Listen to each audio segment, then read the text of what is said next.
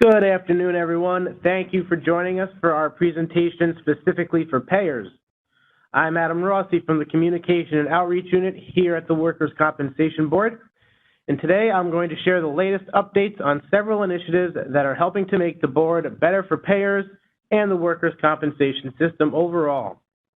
Joining me today to assist with your questions are Dina Jones and James Wessel from our Office of Operations and Programs, Dr. James Tachi, the board's medical director, Paula Rauch, Christopher Failing, and Eileen Moss from our board's medical director's office, Stephanie Zufali, the board's director of regulatory affairs, as well as Mike Hunter, Mary Beth Goodsell, and Tony Contento from the board's Office of Innovation. We do ask that you please keep your phone lines muted as we will be using the chat feature, the Q&A panel to receive your questions today. You can enter your questions throughout the presentation in the Q&A box, which should be located on the right-hand side of your screen on the bottom. You can enter your questions throughout the presentation, however, we will hold off on answering them until the end. We will answer as many of your questions as we can, but if you have questions that we either don't get to today, or if you think of something after the session ends, we will be providing you with resources at the end of the presentation. So let's go ahead and get started. Again, today we will be providing you with updates on several board initiatives that you as payers should be aware of. We recognize there's been a lot of activity and communications from the board on various initiatives over the past several months, so we wanted to bring it all together for you and give you an opportunity to ask questions. We'll start with a couple of the most recent updates at the board, including several forms that have been updated for gender inclusivity and changes to the Schedule Loss of Use EC 81.7 process. We will then take a look at OnBoard, the board's improved business information system, followed by the New York Medical Treatment Guidelines, or MTGs, and some reminders regarding the recent implementation of the CMS-1500 form. We'll also review important information about workers' compensation as it pertains to COVID-19. Finally, we would like to remind you of some important information regarding e-claims and share some news regarding our contract with National Arbitration Mediation, or NAM, pertaining to paid family leave. And again, we will then take time at the end of the presentation to answer any questions you may have. So to start, the board is pleased to announce that we have made some changes to several forms to be more inclusive of the diverse public we serve. On 11 forms that ask for gender identification, the board has added an X designation for people who do not wish to identify as male or female. Gendered pronouns on these forms have also been replaced with gender-neutral pronouns. The following forms have been amended.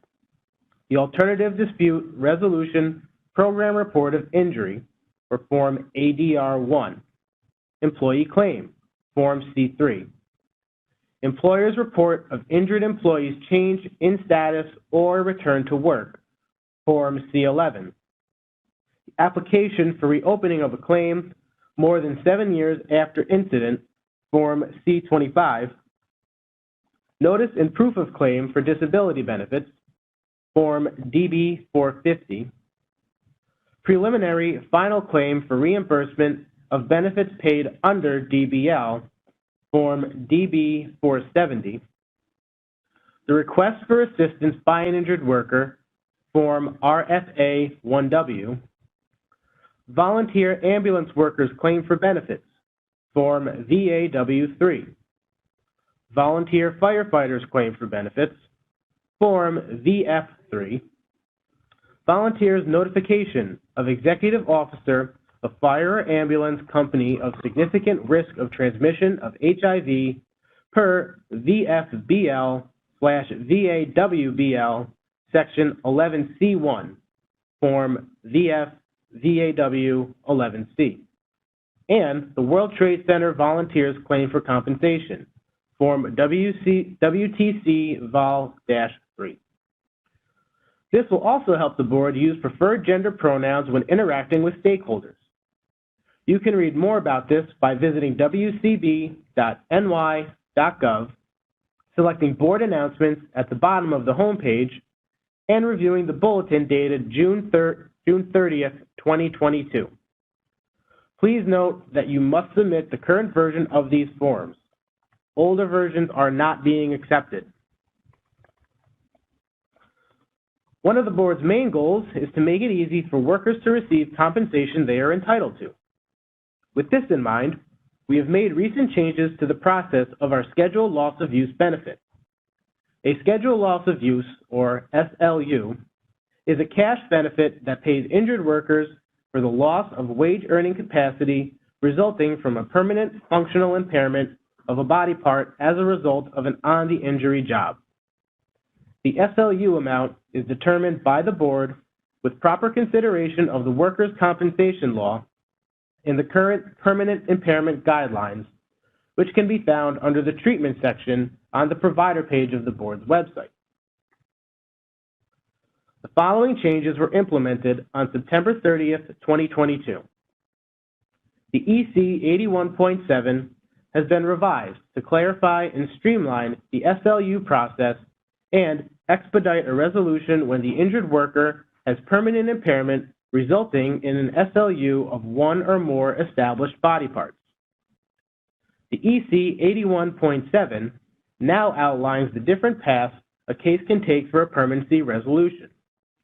Any action, for example, obtaining opinion of permanency, acceptance of SLU, a request to cross-examine physician, etc., by the parties of interest, or request for an extension must be received within 75 days of the injured worker's attorney's and payer's receipt of the EC 81.7. For more information, please contact claims@wcb.ny.gov. By now, payers should be familiar with our new and improved business information system, OnBoard. OnBoard Limited Release, the first phase of the system, was implemented in phases from March 7th, 2022 through May 2nd, 2022, beginning with the submission of prior authorization requests, or PARs, for medication, known in the system as medication PARs. Today, providers and payers are using OnBoard to request and review prior authorization for medication, durable medical equipment, and treatment and testing. And we have hundreds of these prior authorization requests successfully flowing through the system each day. More than 41,000 payers and reviewers have signed up for access. To date, more than 370,000 PARs have been processed. We are truly working to take the comp out of complicated. As a reminder, payers will need to log into the medical portal to access OnBoard. Every user will need their own login credentials.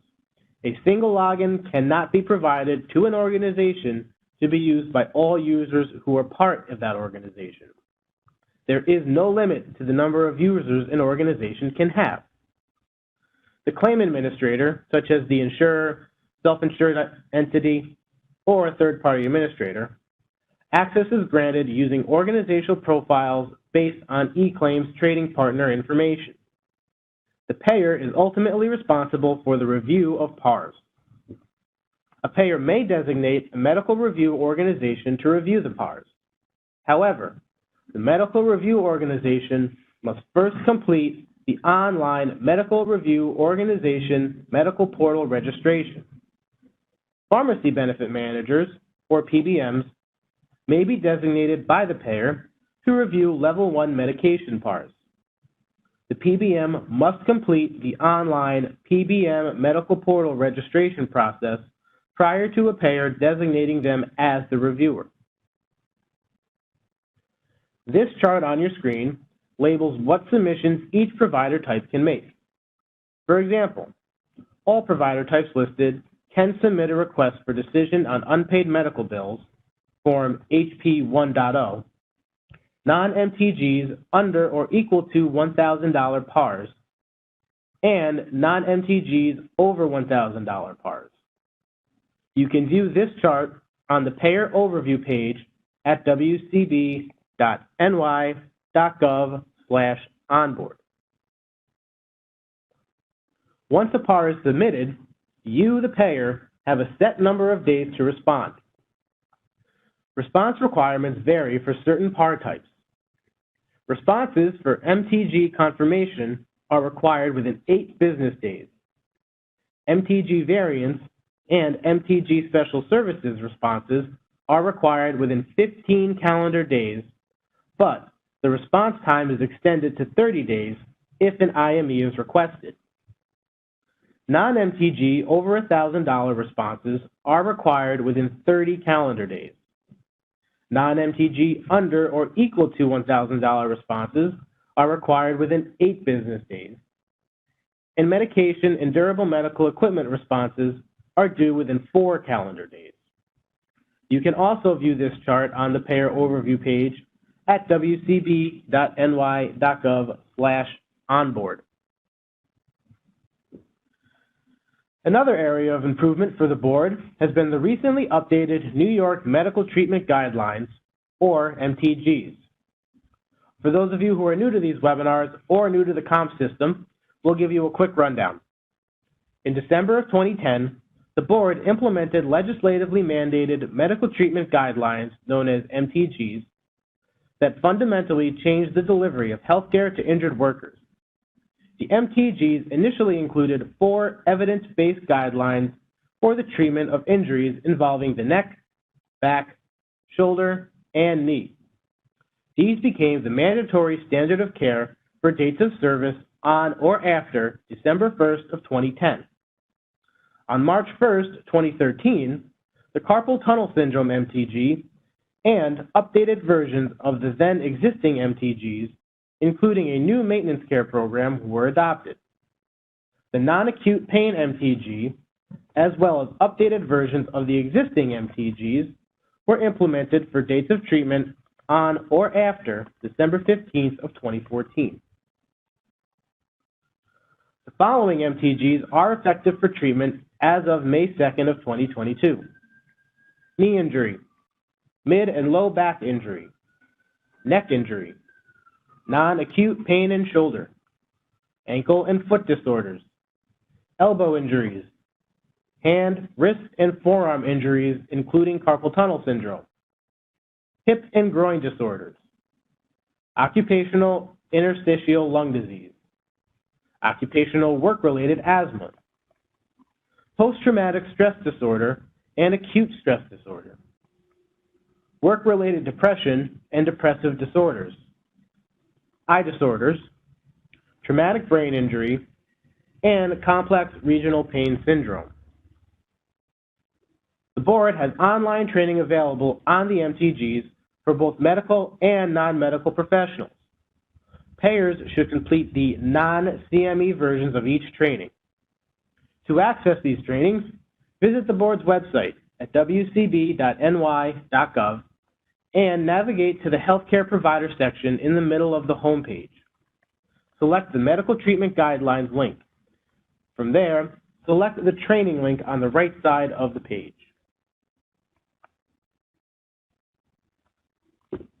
Another exciting initiative to help streamline processes and reduce paperwork in the workers' compensation system is the board's adoption of the CMS-1500 form. To reduce the administrative burden on board-authorized healthcare providers, the board made the strategic decision to consolidate and eliminate certain medical billing forms and transition to using the CMS-1500 form, the universal claim form used by medical providers to bill the Centers for Medicare and Medicaid Services, known as CMS, as well as health insurers. As of July 1st, 2022, providers must submit the CMS-1500 form. Electronic submissions through an XML submission partner is strongly encouraged, though not currently required. As part of the initiative, use of prior medical billing reports, including the doctor's initial report, or Form C4, and the doctor's progress report, Form C4.2, have been discontinued.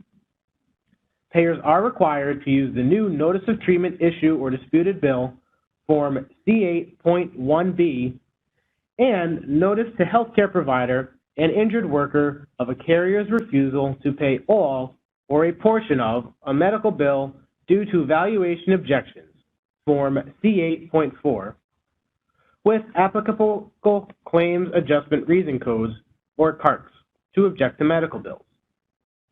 Workers' compensation payers will electronically transmit the EOBs or EORs to their XML submission partners upon adjudication of the associated electronic CMS-1500 medical bills.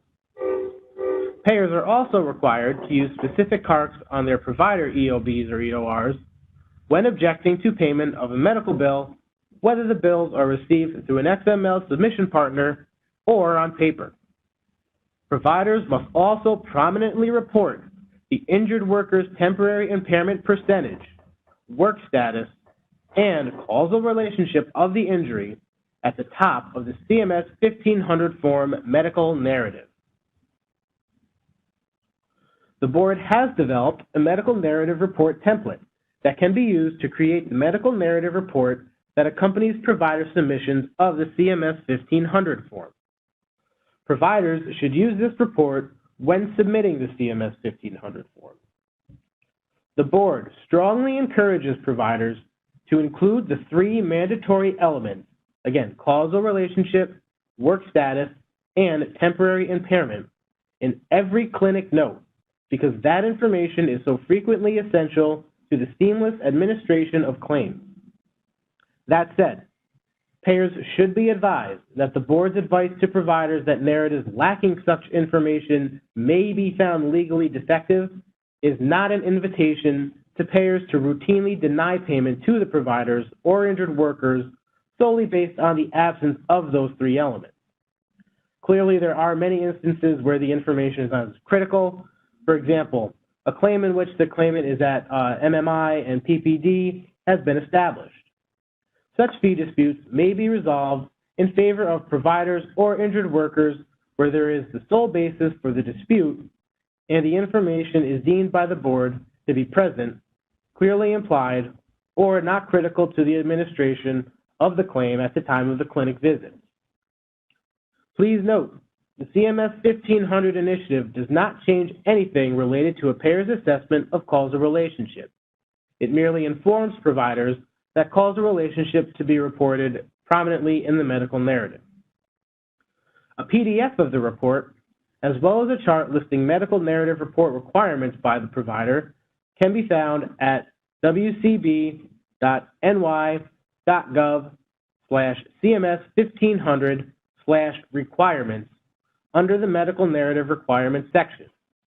We urge you to share this template with providers if you notice it is not being used. More information on the CMS 1500 initiative can be found on wcb.ny.gov/CMS1500, or you can email cms1500@wcb.ny.gov with any questions. The EOB-EOR is one of the board-prescribed formats for filing an objection or objections to the payment of a medical bill. Payers must submit an EOB-EOR to their XML submission partner upon adjudication of the associated electronic CMS 1500 medical bill. The EOB or EOR will be forwarded from the XML submission partner back to the healthcare provider. Pursuant to 12 NYCRR 325-1.25, payers must identify the objection reasons for non-payment on the EOB or EOR. All legal and valuation objections to payment of a medical bill must be made at the same time and on the same EOB-EOR. Such objections must be made within 45 calendar days of acknowledgement of receipt of the medical bill, whether on paper or digital. The payer should continue to send the board the Notice of Treatment Issue Disputed Bill Form C8.1 and or the notice to a healthcare provider of an injured worker of a carrier's refusal to pay all or a portion of the medical bills due to valuation objections, Form C8.4, along with a copy of the EOB or EOR to object to payment of a bill. payers must submit Form C8.1B and or Form C8.4 at the same time to advise the board and the provider why they are objecting to payment of a medical bill. The payer also sends an EOB to the provider, explaining why the payment was withheld or reduced. Effective July of 2022, a standard set of cards for all payers must be used for all EOBs, whether electronic or on paper. Payers may use the full set of cards and remittance advice remark codes, known as RARCs, to further clarify their billing processing. However, at a minimum, the objection reasons on the EOB, EOR should match up with the legal and valuation objections the payer selects on Form C8.1B and Form C8.4. In this example on your screen, CARC 197 would be used when a payer objects to treatment that deviates from the medical treatment guidelines without securing a variance. Once payers and providers are accustomed to using the CARCs and the board can electronically capture the CARC data directly from the payers, we plan to discontinue both Form C8.1B and Form C8.4. The board released the current version of Forms C8.1B and C8.4 in the spring of 2022. They are available on the Forms section of the board's website. Please note that on the bottom of Form C8.1, you will see a field for employer name under the certification section. Please be aware that the intent of this field is to capture your company name, not the injured worker's employer. A crosswalk of the current objection reasons on Form C8.1B or for C8.4 to the new CARCs, as well as the scenario when the code would be used, and any applicable law or regulation may be found on the board's website at wcb.ny.gov. Search for CARC codes. There are about 40 unique CARC and RARC combinations to address the vast majority of possible objections. If selecting other legal objection on Form C8.1B, the payer needs to include the applicable CARC code for the objection reason. There are 4 scenarios when you should not be filing Form C8.1 or Form C8.4. When the amount billed for a CPT code exceeds the amount designated by the applicable fee schedule, the payer pays the bill at the medical fee schedule amount. The payer reduces the amount of the bill to 12, 15, or 18 relative value units for evaluation services and modalities as set forth in the applicable fee schedule.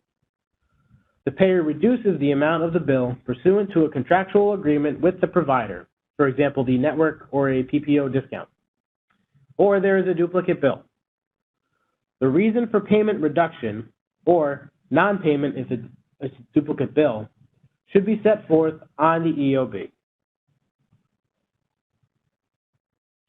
We would now like to discuss some things you should know about workers who believe they contracted COVID-19 at the workplace. As payers in the workers' compensation system, you provide crucial benefits to both employees and employers. The employee receives the lost time and medical benefits stemming from a compensable claim, and the employer has the peace of mind knowing its insurance coverage will ensure its employees are covered. We strongly encourage you to be proactive in distributing information about how to file a COVID-19 claim. Employees should be encouraged to file a claim if they feel they contracted COVID-19 at work. You should also encourage employers to help employees file claims and remind them it is illegal to take any disciplinary or discriminatory action against employees who file or wish to file a claim. Please review all claims carefully and timely, even if a medical report has not been received. More information on COVID-19 and workers' compensation can be found on our special COVID-19 section of our website, which is wcb.ny.gov/COVID-19. The board would like to remind payers that e-claims R3.1 requires payers to use DN0075 or the Agreement to Compensate Code, referred to as ATC code, on nearly all filings that are not a first report of injury denial, or a FROI 04, of a claim to indicate whether they are accepting the case with liability or without liability. The following values are used. L is accepting liability for indemnity and accepting liability for medical. W is without liability for indemnity and without liability for medical. The legal significance of these filings must be interpreted within the framework of New York's Workers' Compensation Law, WCL. Two sections of law in particular must be considered in conjunction with a payer's e-claims filing. WCL 25-2B states that in the event the board indexes a claim, the payer will waive most defenses unless it files a denial of the claim within 25 days of indexing. And WCL 21A states that when a payer makes payment of compensation without prejudice to its right to later controvert the claim, the payer must notify the claimant of this reservation of rights.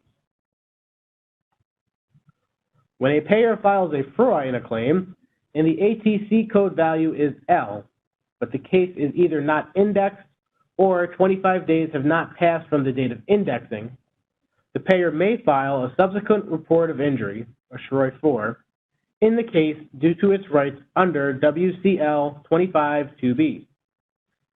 The payer may also file the FROI with an ATC code value of W, as WCL 21A is not triggered until the payer begins to make benefits payments to the claimant.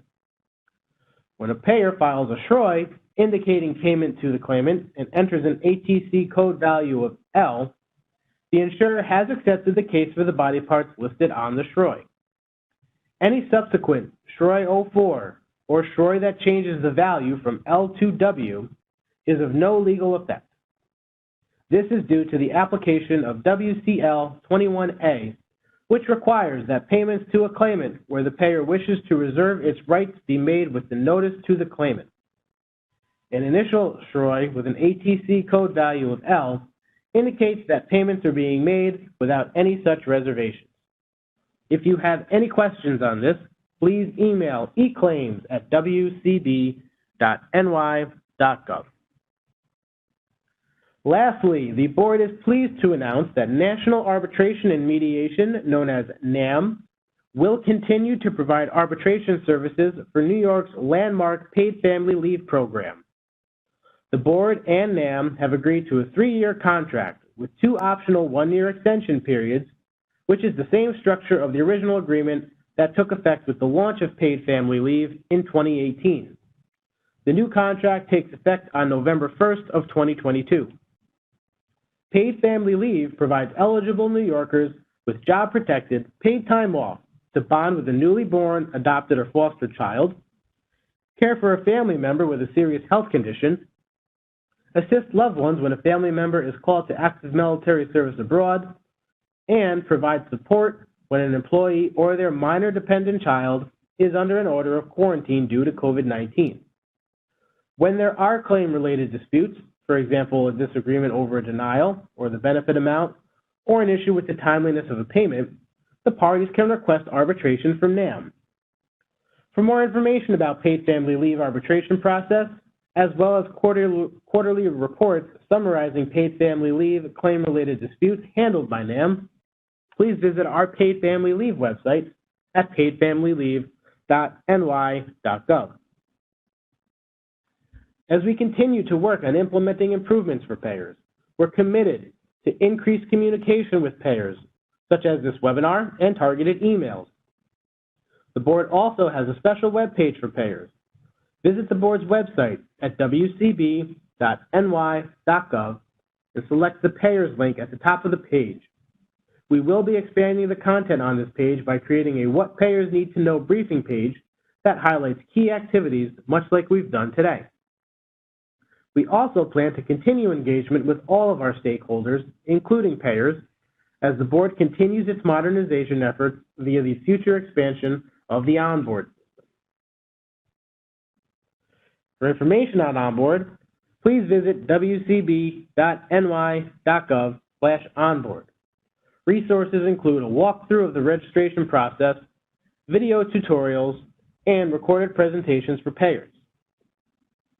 For more information on the CMS-1500 form, please visit wcb.ny.gov/CMS-1500. We also have a dedicated mailbox to answer all questions on the CMS-1500 initiative. The email address is cms1500@wcb.ny.gov. If you have payer-specific questions, you can call the helpline at 877-632-4996. You can also visit our website at wcb.ny.gov and select the Payers link at the top of the homepage. You can stay informed by subscribing to get board notifications straight to your inbox at wcb.ny.gov/notify. You can also visit wcb.ny.gov and select Get Notifications on the bottom of the homepage. You get to choose the topics you'd like to subscribe to. You can also follow the board on Twitter, Facebook, Instagram, and YouTube for board news, project updates, trainings, and more. Thank you for attending this presentation on important updates for the payers. We will now take the rest of the time to answer any questions you may have. Again, just a reminder, please keep your phone lines muted. We will be using the chat feature, or I should say the Q&A feature, to take your questions today. We do have a number of questions that have already come in, so there will be a brief period of silence as our subject matter experts review those questions before providing you with answers. I do want to note a recorded version of this presentation will be available, as well as a copy of the slide deck. It will be available on the payer webpage as well as our YouTube page. Make sure you're signed up for email notifications so you are aware of when those are available. Again, just go to our website, scroll down to the bottom of the page, select Get WCB Notifications, and that way you will know when we have this recorded version available, as well as a copy of the slide deck. So with that, I'm going to go back to the information page so you have the helpline number there to write down in case you need it. We're going to take a few minutes to review the questions that have already come in, and we will be back with you shortly. Thank you. Hi, this is Paula. I'm one of the nurses in the medical director's office. We have a question about requesting DME PARs and a statement that it's impossible for a biller or a provider to provide attachments. How would you handle that? Not all DME requires a PAR. In the circumstances where a PAR is required, the documentation that should be attached would be supporting documentation of why that particular item is required and why it is medically necessary. So it's not about attaching a copy of a prescription or an order. It's more about attaching documentation that supports the need for whatever it is you're requesting. There's a question regarding CMS-1500 submissions, specifically related to the implementation date of July 1st, 2022. The question is, if the data service is in 2021 and they use the CMS 1450, should they resubmit using the CMS 1500? So the answer is no. If the bill was already submitted, do not resubmit it. Also want to remind you that providers should bill within 120 days after the date of service. This is James Wessel with the Board's Operations Division. There's two questions about the 81.7 process. One about the announcement, and that was sent out as a notification through board announcements that earlier in the presentation Adam talked about subscribing to. So I'd encourage everyone, if you want to see those kinds of announcements, that you should subscribe to our updates. And the announcement that went out included 60-day timeframes. Those are in the process of being amended to 75 days, and I think there'll be a revised announcement about that relatively soon. We have a question regarding whether or not the system will be adjusted so that carriers can change the date of injury and the workers' comp case number. We are looking into all aspects of OBLR regarding improvements. We do not have a specific plan at this point for that particular enhancement. There's also another question, will carriers be able to grant a previously denied PAR when it's at level 3? The answer is no. Yes and no. If a decision has not been issued, carriers do have the ability through the system to go in and grant after an initial denial. Once the decision has been issued by the medical director's office at level 3, the system will not allow you to go in and make another change because a decision has already been made. There's Mike Hunter here from the board. There's a couple e-claims questions. One of those are body parts listed on the STROI. They are not. Body parts are a FROI-only data element in the IAIBC Release 3.1 standard. The second question was regarding agreement to compensate code and FROIs. On the FROI 00, you are required to use with liability. As that slide noted, there are a finite set of circumstances where you do not have to include an agreement to compensate code. Two of those, the most common, are if you submit a FROI 00 with claim type code of notification only, or the FROI 04. There are a couple questions on submission of the C8.1B and the C8.4 forms. The first is, do you need to submit the medical bill with the C8.1 form? We require either the document ID of the medical bill that is already in the case folder to be included on the form, or if the medical bill is not in the case folder, then you should submit the medical bill with the C8.1B. There's also several questions about who the C8.1B and the C8.4 forms need to be sent to, specifically whether it needs to be sent to the injured worker. The answer is yes, and when in doubt, you could always check our website in the forms section. There's a grid there that provides you with all of the forms, and it advises you who you must send the forms to as well. Hi, this is Dr. Tachi. There's a question that states, if the workers' comp board implemented that providers include the work status, impairment, and causal relationship, but the board is also stating that those factors are found in other providers' narratives and is found in favor for the provider.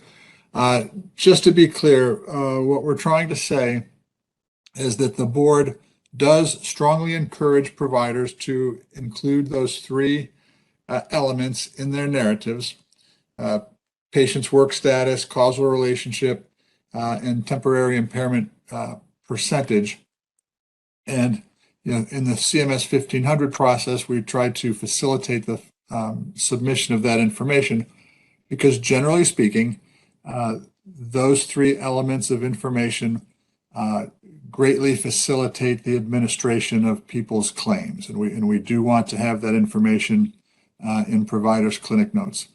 That said, the board also recognizes that there are certain instances, and perhaps one of the most obvious instances would be when somebody is already at MMI and they already have a permanent partial disability established, where those data elements become less critical.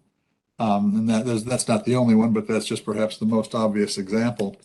So what we are telling payers is that mere lack of those elements, when the elements are either not necessary or clearly inferred by the text in the provider's note, etc., should not be a basis for withholding payment to the providers or to the claimants.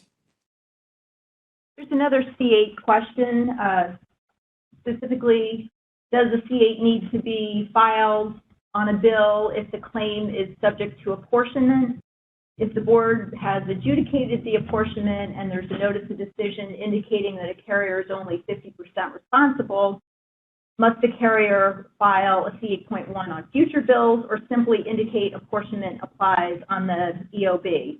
The CARC scenario document that is on our website actually addresses this situation. So this is one of the situations that a payer should not be sending us a C8.1B. Instead, on the explanation of benefits, you would use the applicable CARC code, and it happens to be P32.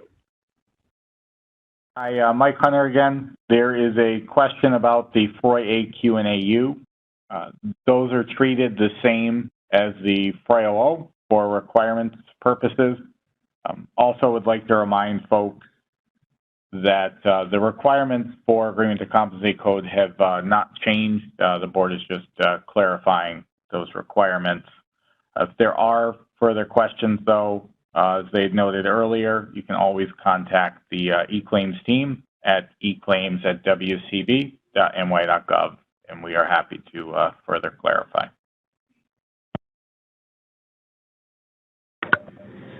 Hi, there's a question. If a claimant is under maintenance guidelines, do we still need to have a PAR, or can the claimant just treat?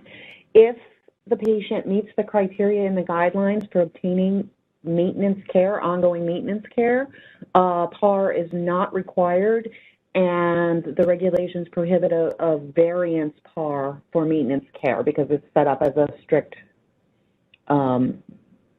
guideline specifically for maintenance care. Just of note, though, if somebody is on maintenance care and they have an exacerbation, they can jump outside of the maintenance care and treat in accordance with the guidelines until back to baseline. Two questions, again, related to the CMS-1500 initiative. The first is if providers continue to use the C4 or the C4.2 form, are those permitted?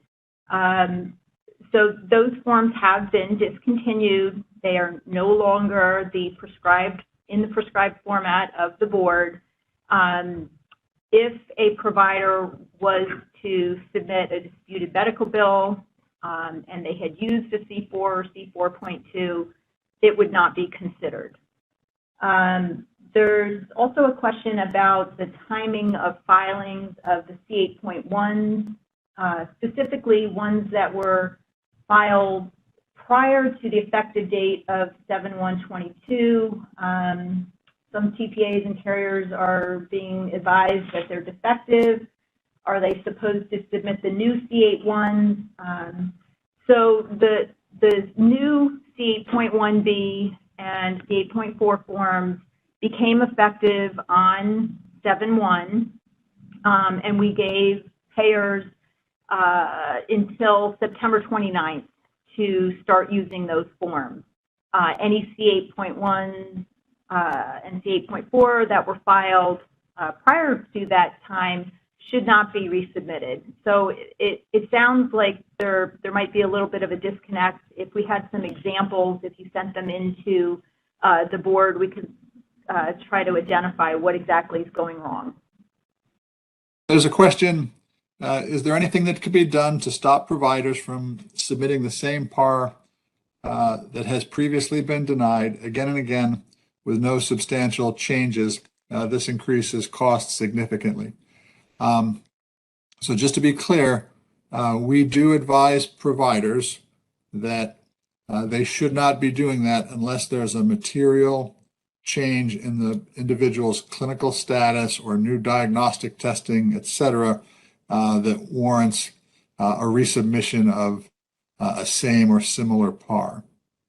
Sometimes this may happen accidentally, or sometimes this may happen while a provider is waiting for the results of an L3 review, et cetera. And that happens. We try to discourage that as well. If there is a provider, though, who is repeatedly and excessively submitting the same PAR, that is specifically contrary to what we've advised. And you can report that provider to the medical director's office. We do have a provider compliance committee, and we have already, even though OBLR has only been up and running a relatively short time. We have had those complaints submitted to us already, and we take action on them. There are two questions about the board scanning process. The first relates to C8.1Bs and C8.4s that are filed with attached medical. And as long as the dates of service on the medical line up with the dates of service that are being referenced on the 8.1B or the 8.4, those forms, the medical should not be separated from the objection form. We've had some hiccups where an 8.1B and an 8.4 are filed on the same bill with only one attached bill.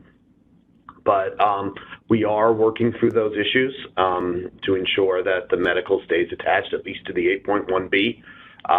As an alternative to that, the carrier can always note the document ID number of the medical if it's already in the case. But those medicals should not be separated if they're properly connected to the 8.1B.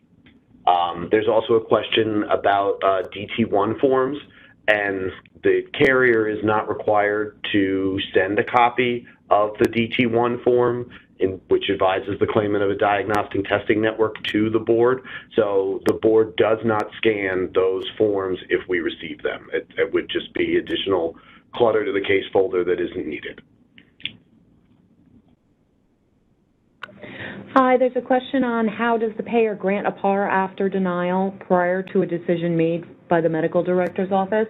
You can change to a grant by going to your dashboard. You'd have to go into submitted e-forms, select the PAR ID link from the e-form details column, and click on actions, and it will allow you to make the change there. Excuse me. If you need additional assistance with this, please feel free to contact the medical director's office. We have some wonderful training that has screenshots that are very helpful right on our main website that can walk you through this process as well. There's a question regarding explanation of benefits. Are we supposed to file $0 explanation of benefits if we're not making any partial payment, just to show the CARC-RARC denial codes? So the answer is yes. The provider does need to know the reasons why you are not going to be making any payment on that. So an EOB with the applicable CARC and RARC codes is necessary. So a couple minutes ago, I mentioned about the time frames for use of the new C8.1B and the C8.4 forms. Indicated that you should send us some examples. If you could please send those to the CMS-1500 at wcb.ny.gov mailbox. We'll be sure to look out for those and figure out what's going on for you. There was a question also regarding whether the board will revisit the decision to make the electronic submission mandatory or not for the CMS-1500 bills. As we mentioned, right now it's strongly encouraged, but you know, as we move along with this initiative, we will be taking another look to see whether it should be mandatory for at least certain larger volume providers. There's a question about how to direct referrals into the medical director's office. Probably the easiest way is to use our general email mailbox, which is mdo.wcb.newyork.gov. And the questions regarding provider compliance, et cetera, can be triaged from there. There's a question from let's see, regarding objecting to an administrative award. There's a spot on the back of the HP2 form where the carrier can object and attach any proof of their objection and submit it to the board, and then we would review it. If we feel that the carrier's right, we would rescind the award. All right, we are getting close to 1 o'clock. I do see we do have a few questions that have come in that we're unable to answer at this time. So if you have any questions, please email that helpline on your screen there. I will also put up the CMS-1500 mailbox there for you in case you need that. Again, we want to thank you all for joining us today. And again, a recorded version of this presentation as well as a copy of the PowerPoint will be available on our website, and the recording will be on our YouTube page. So make sure you are subscribed for email updates so you'll be notified when they're available. You can sign up to receive workers' compensation news, including information on future webinars, right to your inbox by signing up at wcb.ny.gov. Again, just scroll to the bottom of the homepage, select Get WCB Notifications, and you get to choose what you would like to subscribe to. We do also distribute information via social media. So along with YouTube, where we have this webinar recording, as well as dozens upon dozens of other webinar recordings that may be helpful to you, please make sure you follow us on Facebook, Twitter, and Instagram. Also, don't forget to visit the payer-specific page on our website. Visit wcb.ny.gov and select Payers at the top of the page. Thank you again for joining us. Thank you to all of our subject matter experts who are on hand to answer questions today. We greatly appreciate you taking the time to do this. Please stay safe and continue to enjoy the rest of your afternoon. Thank you.